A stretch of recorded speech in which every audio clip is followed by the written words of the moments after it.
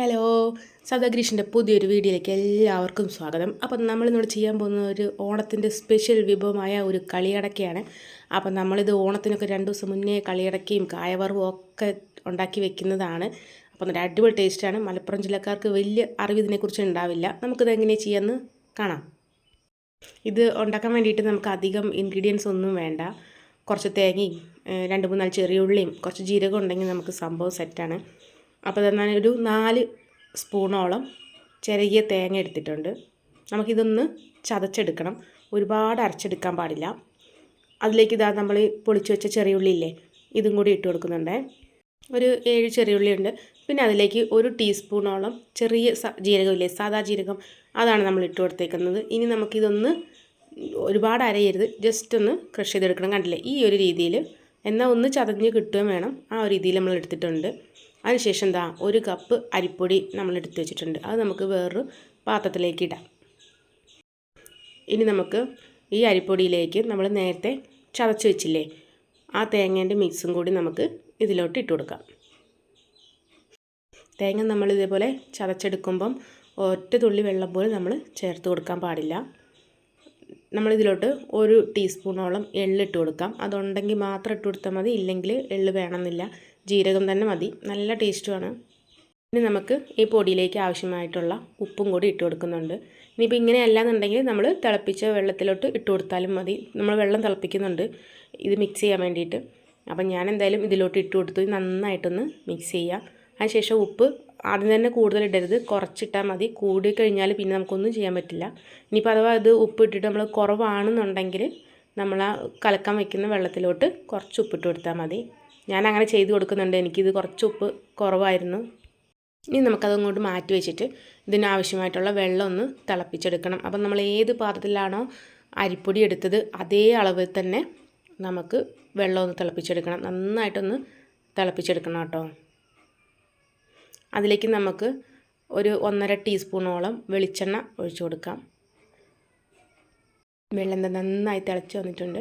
അപ്പോൾ ഞാൻ നേരത്തെ പറഞ്ഞ പോലെ ഉപ്പ് കുറച്ച് കുറവായിരുന്നു. അപ്പോൾ ഞാനൊരു പിഞ്ച് ഉപ്പോളം ഞാൻ ഈ വെള്ളത്തിലോട്ട് ഇട്ട് കൊടുത്തിട്ടുണ്ട്. അതിനുശേഷം നമുക്കൊന്ന് ഇളക്കി കൊടുക്കാം. പിന്നെ നമ്മൾ മിക്സ് ചെയ്ത് വെച്ചിട്ടില്ലേ അരിപ്പൊടി, അത് നമുക്ക് ഇതിലോട്ട് കുറേശ്ശെ ഇങ്ങനെ ഇട്ട് കൊടുക്കാം. തീ സിമ്മാക്കി വെക്കണം, അല്ലാന്നുണ്ടെങ്കിൽ പെട്ടെന്ന് വെള്ളം അങ്ങ് വറ്റിപ്പോവും.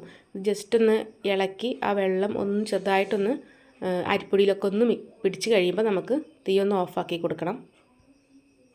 ആ ചൂടോട് കൂടി തന്നെ നമുക്ക് സ്പൂൺ വെച്ചിട്ടൊന്ന് അതുപോലെ ഒന്ന് മിക്സ് ചെയ്ത് കൊടുത്താൽ മതി. ഈ സമയത്ത് മാവ് നല്ല സോഫ്റ്റ് ആയിരിക്കും കേട്ടോ. അപ്പോൾ എല്ലാ ഭാഗത്തേക്കും ഒന്ന് നന്നായിട്ടൊന്ന് മിക്സ് ചെയ്തെടുക്കാം. ഇതിപ്പോൾ നല്ല ചൂടാണ്.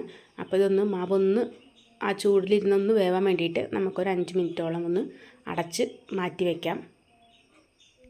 5 മിനിറ്റ് കഴിഞ്ഞിട്ടുണ്ടേ. ഞാൻ അതുപോലെ നന്നായിട്ടൊന്ന് പ്രസ് ചെയ്ത് കൊടുത്ത് ഒന്ന് കുഴച്ചെടുക്കുന്നുണ്ട്. സാധാരണ ഇത് നമ്മുടെ വീട്ടിലൊക്കെ ചെയ്തിരുന്നത് ഇങ്ങനെയല്ല കേട്ടോ. നമ്മൾ ചോറ് വെക്കുന്ന അരി ഉണ്ടല്ലോ, പുഴുങ്ങലരി, അത് ഇതേപോലെ വെള്ളത്തിൽ തലേദിവസം ഇട്ട് വെച്ചിട്ട് അമ്മിക്കല്ലിൽ ഇതേപോലെ തേങ്ങയും ജീരകവും പിന്നെ ഒക്കെ കൂടി നന്നായിട്ട് അരച്ചെടുക്കുക കേട്ടോ ചെയ്യാം. ഭയങ്കര ബുദ്ധിമുട്ടാണ്, അത് അരഞ്ഞ് കിട്ടൂല്ല. ഭയങ്കര ബുദ്ധിമുട്ടാണ് ശരിക്കും പറഞ്ഞാൽ അത് അരയ്ക്കാൻ. ഇതാകുമ്പോൾ നമുക്ക് എളുപ്പത്തിൽ ചെയ്തെടുക്കാം. ടേസ്റ്റിന് വലിയ വ്യത്യാസമൊന്നുമില്ല, രണ്ടും ഒരേ ടേസ്റ്റ് തന്നെയാണ് നമുക്ക് കിട്ടുക കേട്ടോ. ഇതിന് നമുക്ക് നന്നായിട്ടൊന്ന് കൈ കൊണ്ടൊന്ന് ഇതേപോലെ ഒന്ന് കുഴച്ചെടുക്കാം. കയ്യിൽ ഒട്ടിപ്പിടിക്കുകയാണെങ്കിൽ കുറച്ച് കയ്യിൽ എണ്ണ തൂത്തിട്ട് ചെയ്താൽ മതി. ഇതല്ല, ഇതുപോലെ നമുക്കിങ്ങനെ മിക്സ് ചെയ്തെടുക്കാം കേട്ടോ. നന്നായിട്ടൊന്ന് കുഴച്ചെടുക്കണേ. ഇത് നമ്മൾ എത്രയാണോ അരിപ്പൊടി, ഇനിയിപ്പോൾ കൂടുതൽ വേണമെന്നുണ്ടെങ്കിൽ 2 കപ്പ് അരിപ്പൊടി എടുക്കുകയാണെങ്കിൽ 2 കപ്പ് വെള്ളം തന്നെ, അതിലൊട്ടും കൂടാൻ പാടില്ല.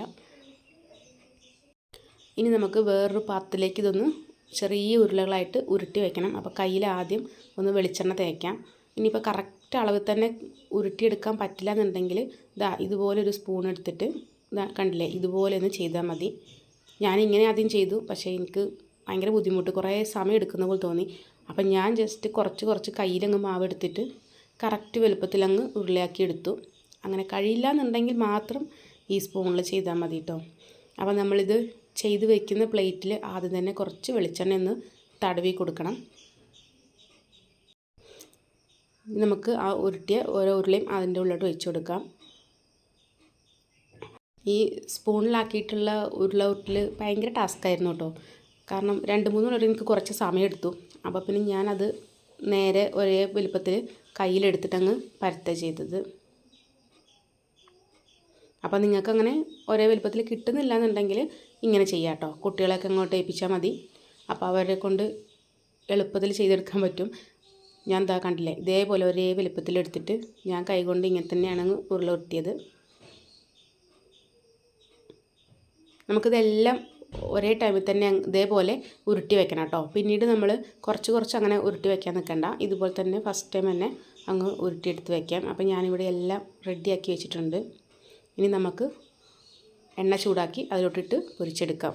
അപ്പോഴേക്കും ഞാൻ ചീഞ്ചട്ടി അടുപ്പത്ത് വെച്ചിട്ടുണ്ടായിരുന്നു. ഞാൻ അതിൽ ഇന്നലെ ശർക്കര വരട്ടി ഉണ്ടാക്കിയതായിരുന്നു കേട്ടോ. ശർക്കര വരട്ടിൻ്റെ വീഡിയോ, നമ്മൾ അടിപൊളി ശർക്കര വരട്ടിയായിരുന്നു, അത് നമ്മുടെ വീഡിയോയിലുണ്ട്. അപ്പോൾ അത് കാണണമെന്നുള്ളവർ നമ്മുടെ ചാനലൊന്ന് കയറി ആ വീഡിയോ ഒന്ന് കണ്ടേക്കണേ. അപ്പം ഞാൻ കുറച്ചും കൂടി ഓയിൽ ഒഴിച്ച് കൊടുത്തിട്ടുണ്ട്. ഇപ്പോൾ ഒരു 500 ഓയിലുണ്ടാവും. അപ്പം ഞാൻ ചൂടായോ നോക്കാൻ വേണ്ടിയിട്ട് ഒരെണ്ണം ആദ്യം ഒന്ന് ഇട്ട് നോക്കിയിട്ടുണ്ട്. അപ്പോൾ ഞാനെല്ലാം എണ്ണ നന്നായിട്ട് ചൂടായിട്ടുണ്ട്. അപ്പോൾ ഞാൻ ഇതെല്ലാം ഇട്ട് കൊടുക്കണേ. അപ്പോൾ നമ്മളിതിങ്ങനെ ഫസ്റ്റ് ട്രിപ്പ് ഇട്ട് കൊടുത്തു. പക്ഷേ അത് ഫുള്ള് എനിക്ക് ഇടാൻ പറ്റിയില്ല, കുറച്ച് ബാക്കി വന്നു. അത് ഞാൻ 2ാം ട്രിപ്പ് ഇതേപോലെ വറുത്തെടുത്തിട്ടുണ്ട് കേട്ടോ. ഇത് കുറച്ച് സമയം എടുക്കും, ഒരു 10-20 മിനിറ്റോളം നന്നായിട്ട് മൊരിഞ്ഞു വരണം. അല്ലാന്നുണ്ടെങ്കിൽ അത് പെട്ടെന്ന് തണുത്ത് പോകും. അപ്പോൾ നമ്മളിത് ഇട്ട് കൊടുത്ത ശേഷം അപ്പം തന്നെ നമ്മളിത് ഇളക്കരുത്, കാരണം ഇത് പെട്ടെന്ന് സോഫ്റ്റ് മാവായതുകൊണ്ട് പൊടിഞ്ഞു പോകും. അപ്പം ഒരു ഭാഗം നന്നായിട്ട് മൂത്തതിന് ശേഷം മാത്രം നമുക്കൊന്ന് ഇളക്കി മറിച്ചിട്ട് കൊടുക്കാം കേട്ടോ. ഒന്ന് കണ്ടില്ലേ, ഒരു കളർ മാറി വരുമ്പോൾ മാത്രം ഇളക്കിയാൽ മതി, ഇല്ലാന്നുണ്ടെങ്കിൽ അത് പൊടിഞ്ഞു പോകാൻ സാധ്യതയുണ്ട്. ഇത് നമ്മളുണ്ടല്ലോ, എണ്ണ ചൂടായി 1 മിനിറ്റ് നല്ല തീയിൽ വെച്ചിട്ട് വേണം നമ്മൾ ഇതിട്ട് കൊടുക്കാൻ.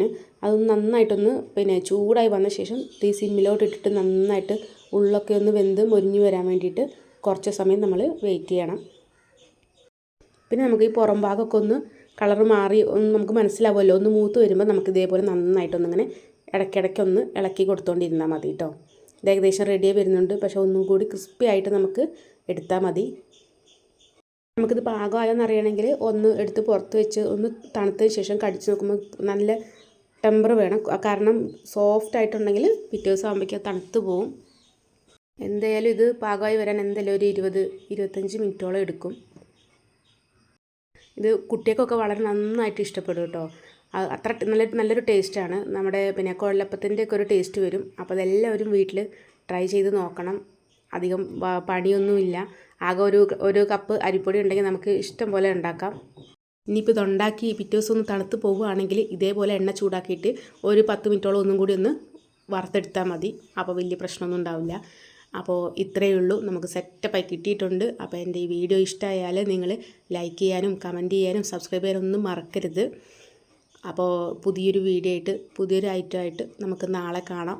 Okay, Tata, bye bye.